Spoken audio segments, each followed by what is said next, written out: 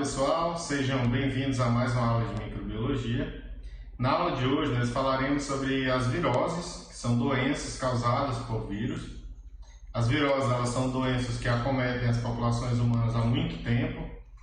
Algumas delas têm uma grande propensão a provocarem epidemias, endemias e pandemias, que inclusive no momento atual nós estamos vivendo justamente um momento de pandemia provocado por um vírus. Então nós vamos discutir um pouco sobre esses vírus e sobre as características deles. Então as viroses elas são divididas de acordo com o sistema que elas afetam. Nós temos viroses que afetam o sistema respiratório, o sistema digestório, o sistema geniturinário, o sistema nervoso. Existem viroses que atingem a pele, então são superficiais. E existem também aquelas viroses que são sistêmicas, que afetam mais de um sistema. A severidade dos sintomas de uma virose, ela evolui ao longo do tempo. Então, a partir de quando uma pessoa se contamina com um determinado vírus, esse vírus ele vai estar ali no início, em um período de latência, que envolve a fase 1 e a fase 2, da severidade de sintomas, que é o período de incubação e o período prodrômico. Durante esse período, você não tem ainda uma caracterização de sintomas muito sérios ainda. Já na etapa 3, que é quando a gente tem um período ativo, nesse período ativo os sintomas eles são muito mais sérios e também a capacidade de transmissão do vírus também, porque as partículas virais estão em maior quantidade no organismo. Logo depois a gente tem um período de convalescência, que é o período em que a taxa viral ela vai caindo até que você obtenha a cura. No caso das doenças virais, o próprio organismo ele precisa produzir anticorpos que são específicos para aquela variante viral, para aquele sorotipo ou para aquele tipo viral.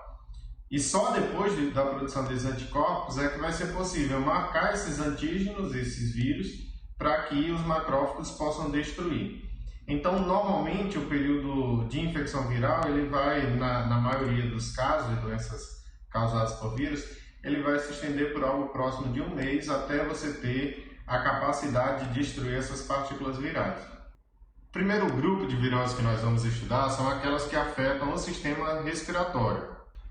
As viroses que afetam o sistema respiratório, elas vão ter como característica comum justamente a transmissão a partir de gotículas de saliva, ou do contato entre as pessoas, então aglomerações e locais em que você tem muita gente reunida, são locais que são propícios para você se contaminar por uma dessas viroses. Nessa ilustração nós temos o sistema respiratório, então desde a boca, nasofaringe, até a região dos pulmões. As infecções respiratórias causadas por vírus elas tendem a afetar, em maneira geral, os pulmões, nos quadros mais sérios dessas viroses. Então, nós vamos começar pelos resfriados comuns. Então, o resfriado mais comum, aquele que é mais frequente, sobretudo em períodos de inverno, em torno de 25% a 50% desses resfriados são causados por vírus do grupo dos rinovírus. Existe um número muito grande de sorotipos, aproximadamente 100 sorotipos diferentes de vírus, e eles são transmitidos a partir de gotículas respiratórias. O vírus ele vai ter a capacidade de replicação nas células epiteliais e vai estimular a secreção de quininas. O próprio organismo ele vai ter uma reação imunológica que vai ser responsável por eliminar o vírus até que você tenha a restauração do epitélio, que pode durar um período de meses, inclusive. No caso do tratamento do resfriado, vai ser o tratamento apenas para o sintoma. Então, se você tiver febre, toma um antitérmico, enfim. Então, o tratamento vai ser em relação aos sintomas e não especificamente para o vírus. Outros vírus, como os coronavírus, de maneira geral, eles causam um quadro bastante parecido com o resfriado comum. Quando a gente fala sobre os coronavírus, é impossível a gente não se lembrar e não relacionar à situação que a gente vive por conta da Covid-19. A Covid-19 é uma infecção provocada pelo SARS-CoV-2 Ela teve início na cidade de Wuhan, na China, em dezembro de 2019 e foi decretada uma pandemia em março de 2020. No caso da Covid, nós temos um processo infeccioso. Na maior parte das pessoas, a infecção por Covid, pelo SARS-CoV-2, né, a doença Covid-19, ela não vai ter um quadro tão grave. Mas para algumas pessoas, essa doença ela provoca um quadro muito sério, que pode estar relacionado com a presença de comorbidades, mas em algumas situações não está. E que a pessoa ela precisa ter um tratamento o mais rápido possível para não ter um agravo e para a pessoa não evoluir para um quadro que necessite de UTI ou que, na pior das hipóteses, leve à morte da pessoa. Então, como esse vírus, o SARS-CoV-2, ele vai ter uma taxa de letalidade próxima a 1% na maioria dos países, esse vírus ele acaba circulando muito entre as pessoas, porque as pessoas, em grande parte, não sentem sintomas tão sérios, acabam saindo de casa e vão transmitindo o vírus. E como ele é um vírus novo, as pessoas ainda não têm uma imunidade para esse vírus, então ele acaba se distribuindo e se disseminando no mundo inteiro de maneira muito rápida. No Brasil, hoje, a gente já ultrapassa os 120 mil mortos pela Covid-19, então é uma doença muito séria e é justamente por conta dela que nós estamos nesse momento com essas aulas virtuais. A gripe ela pode acontecer por conta dos influenza vírus de 3 tipos, os influenza vírus tipo A, tipo B e tipo C. O vírus influenza, ele vai ter uma importância epidemiológica porque ele causa epidemias anuais e eventualmente pandemias, como o caso da pandemia de H1N1 em 1918 e também quando a gente teve epidemias de H1N1 em 2009. Então ela tem uma deriva antigênica e tem um desvio antigênico por conta do espalhamento desse vírus. Os sintomas do vírus estão relacionados normalmente à febre repentina entre 38 a 40 graus, indisposição, dor de cabeça, dor muscular, tosse. E normalmente esses sintomas eles aparecem entre 1 a 3 dias após a exposição. O vírus normalmente é inalado. De maneira geral, esses vírus respiratórios eles vão chegar até o nosso corpo a partir da inalação ou do contato com gotículas de saliva ou às vezes com fômites com objetos contaminados também. E o tratamento, a recuperação, ela na maioria dos casos acontece sem complicações, em poucas semanas, e se deve ter muito cuidado para evitar quadros de evolução para infecções secundárias que podem aparecer por conta da imunidade baixa do organismo, como pneumonia, e a forma de prevenção que a gente tem é justamente a imunização por meio de vacinas. Como os vírus da gripe eles sofrem mutações muito rápidas, anualmente são tidas campanhas de vacinação justamente para prevenir a variante do vírus influenza que está provocando ou que tem um risco maior de provocar uma epidemia ou uma pandemia. A bronquite ela vai ser dividida em 2 formas, a croup e a bronquiolite. A croup ela é provocada pelo parainfluenza vírus, então uma tosse muito forte com uma frequência muito maior. Já no caso das bronquiolites, elas são provocadas pelo vírus sincicial respiratório e também pelos paramyxovírus. Existem 2 subtipos de paramyxovírus, o subtipo A e o subtipo B. No caso do subtipo B, as cepas são assintomáticas e no caso do subtipo A, elas predominam na maioria dos casos. As bronquiolites, assim como as bronquites, elas podem ter início a partir de um resfriado comum e com uma baixa na imunidade, com um contato com variantes desses vírus que provocam infecções ou nos bronquíolos ou nos brônquios, a pessoa ela pode desenvolver um quadro de uma virose que tem esse agravo. A bronquiolite ela é mais séria em crianças e ela pode ser diagnosticada a partir da ausculta feita pelo médico. No sistema digestório nós temos também algumas infecções virais. O sistema digestório está ilustrado. Então, infecções que afetam parótidas, línguas, dentes, glândulas salivares, o esôfago, o fígado, o vesículo biliar, pâncreas, assim como o intestino, vão estar dentro dessas infecções que afetam o sistema digestório e que Algumas delas podem ser provocadas por vírus. A primeira delas que a gente vai falar é a cachumba. Hoje a cachumba ela é prevenida por meio de vacinas. Então, desde criança a gente é imunizado para a cachumba.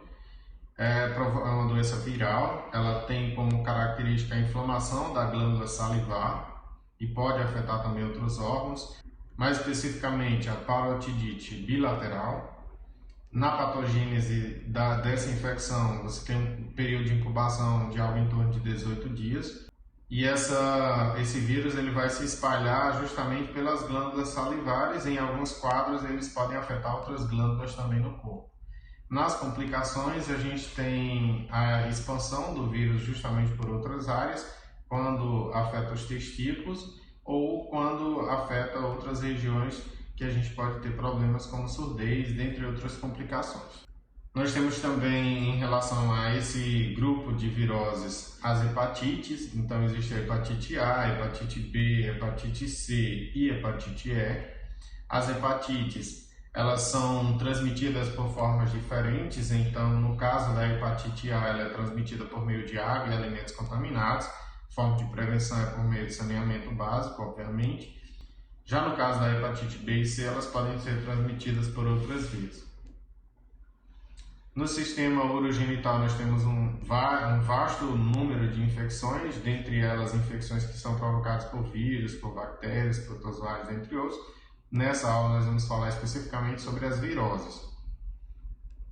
Nessa ilustração, nós temos o sistema reprodutor masculino e feminino. Então, infecções que afetem a uretra, o pênis, a vagina, a bexiga ou áreas relacionadas ao sistema reprodutor masculino e feminino vão estar dentro desse grupo de infecções do trato urogenital. Dentro dessas doenças, nós vamos ter o grupo de doenças que são denominadas de infecções sexualmente transmissíveis. Essas infecções sexualmente transmissíveis estão normalmente diretamente relacionadas ao número de parceiros que uma pessoa tem. Quanto maior for o número de parceiros em um determinado período, maior o risco de se ter uma contaminação. A forma efetiva de prevenção das ISTs é a partir da utilização de preservativo, de camisinha, como uma forma de se ter, obviamente, um sexo seguro. Então, o aumento das ISTs tem sido uma preocupação, inclusive em relação às ISTs provocadas por bactérias. Tem uma resistência muito grande aos antibióticos, principalmente em relação a sífilis e outras ISTs similares. Os principais problemas que se tem são os patógenos recentemente identificados e também o número excessivo de parceiros e quando não estão associados à utilização de métodos de prevenção de infecções. Dentre essas infecções, a gente tem a herpes genital. A herpes ela é provocada pelo vírus herpes simplex vírus. Existem dois tipos desse vírus, duas variantes. O HSV2, que normalmente afeta o sistema genital, que normalmente afeta a boca e o rosto. A herpes genital ela pode ser observada a partir do aparecimento de úlceras. Sintomas como febre e empolas podem estar presentes. O período de latência do vírus passa dos terminais nervosos para os gânglios epiteliais. Então, esse vírus ele vai se espalhando e a latência ela vai se disseminar justamente nos tecidos epiteliais. Existe também a herpes neonatal, que pode afetar cérebro e também órgãos internos e pode provocar incapacitação permanente. O tratamento para herpes simplex vírus é a partir da utilização de aciclovir, que é um medicamento que vai impedir a replicação viral. As verrugas genitais elas são causadas pelo papilomavírus, existem mais de 65 tipos. Essas doenças elas se apresentam por meio de verrugas benignas, mas em alguns casos a gente pode ter o aparecimento do carcinoma cervical. A proliferação do vírus ocorre no interior das células, nenhum vírus se reproduz na camada básica do epitélio. As células elas vão se diferenciar, o vírus se reproduz nas células posteriores, provenientes da superfície, e esse papilomavírus ele está relacionado normalmente ao carcinoma cervical. Infecções que afetam o sistema nervoso podem afetar o cérebro ou a medula espinhal, além dos nervos, obviamente. Dentre as mais graves delas, nós temos a meningite, que em sua maioria é uma doença causada por bactérias, mas existe uma variante de meningite viral que não acontece com tanta frequência. E nós temos também a raiva, que é uma doença muito séria. A raiva, ela é uma doença muito grave que é prevenida por meio de vacina. O agente transmissor são animais mamíferos, então morcegos, assim como outros mamíferos, podem transmitir o vírus da raiva para populações humanas. Os seres humanos, eles são o fim do ciclo infeccioso e é uma doença com uma letalidade assustadora. O controle da raiva é feito principalmente com o cuidado no contato com animais silvestres e é utilizado a vacina, são utilizadas vacinas para prevenir que os animais domésticos se contaminem. Então, reduzir a exposição aos vírus presentes nos animais, como mamíferos selvagens, agentes transmissores incontroláveis, morcegos, né, e outros mamíferos domésticos, como o caso dos cães e gatos, a gente utiliza a vacina. O diagnóstico é a partir da sorologia, coleta-se o sangue e analisa-se esse sangue, mas em alguns casos pode-se fazer também uma análise do tecido cerebral, que é justamente o local onde esse vírus se multiplica. O tratamento é feito com a utilização de imunoglobulina. A poliomielite, ela é uma doença muito séria que hoje é prevenida por meio da vacina. A gente tem um programa de erradicação que começa no final dos anos 80, início dos anos 90, e em 2000 a gente tem a erradicação total da doença. O vírus da polio ele se multiplica em regiões diferentes ao longo das etapas, das fases. Tem uma fase alimentar, que a multiplicação é primária, uma fase linfática, em que se multiplica nas amígdalas e também nos nódulos linfáticos, uma fase virótica, em que se espalha pelo sangue, e uma fase neurológica, em que afeta o sistema nervoso central e os tecidos extraneurônicos. A presença das taxas virais em alta quantidade faz com que o vírus ele possa se espalhar e os níveis reduzidos de anticorpos impedem a difusão. Aproximadamente 1% das infecções por o vírus da polio resultam na infecção paralítica grave. Existem duas vacinas que são utilizadas, a vacina Sabin, que utiliza do vírus atenuado, e a vacina Salk, que utiliza o vírus inativado. A poliomielite é um dos grandes exemplos de doenças provocadas por vírus e que hoje são prevenidas com a utilização de vacinas. Então, justamente a importância das vacinas no controle dessas doenças, elas eram muito graves na década de 70, década de 60, tinha muitas pessoas que ficavam com a paralisia grave em decorrência da infecção por polio, fora as pessoas que morriam por essa doença. As encefalites elas podem ser causadas por diferentes vírus, dentre eles os arnovírus, como aqueles que provocam encefalite equina do leste, do oeste, encefalite da Califórnia, dentre outras encefalites. Essas encefalites elas são transmitidas por mosquitos vetores, assim como arboviroses que a gente conhece, como dengue, zika, chikungunya. Existem outros vírus, como o vírus do oeste do Nilo, que também pode causar encefalite e também é transmitido por meio de mosquitos. Dentre as infecções superficiais, nós temos, por exemplo, a catapora e a herpes zoster, que são provocadas pelo vírus varicela zoster. Esses vírus eles se espalham por meio do trato respiratório superior e é disseminado por todo o corpo com um período de incubação entre 10 a 12 dias.